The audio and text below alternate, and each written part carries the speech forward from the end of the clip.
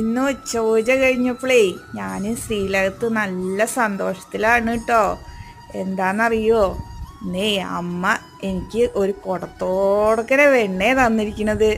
ഞാൻ മതിയാവോളം കഴിച്ചു കേട്ടോ. ഞാൻ നല്ല സന്തോഷത്തിലാണ്.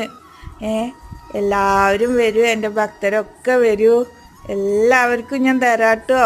അപ്പോൾ വേഗം വരൂ, ദർശനം വാങ്ങൂ.